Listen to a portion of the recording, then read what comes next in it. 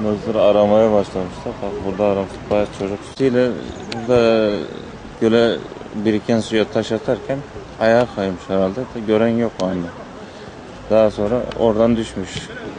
Abisi yola çıkıp buradakilere seslenmiş. Kardeşim düştü.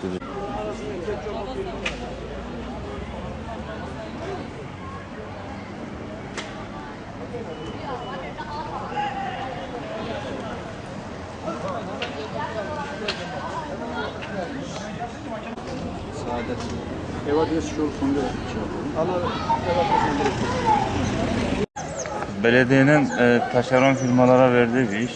Firmalar buradan Gürsü Tokilere su taşıyan boru hattını çekiyorlar. Ama hiçbir önlem almamışlar gördüğünüz gibi. Etrafta herhangi bir önlem yok, bekçi yok, gözlemci yok. Ve kepçeyi şu şekilde bırakmışlar. Kazdıkları yeri hiçbir önlem almadan, file çekmeden çekip gitmişler. Tabii geçen gençlerden birkaç kişi hemen olaya koşmuşlar. Tabii birkaç dakika farklı yerlerde aradıkları için Yasin suyun altında bayağı kalmış. Daha sonra ambulans gelmiş. Buradan geçen itfaiye erlerinden biri suni kalp masajı yapmış Yasin'e. Şu an Şevket Yılmaz Devlet Hastanesi'nde çocuk bölümünde yoğun bölümünde yatıyor. Yaşıyor ama ölüm tehlikesi varmış. Tam bekleyip göreceğiz yani.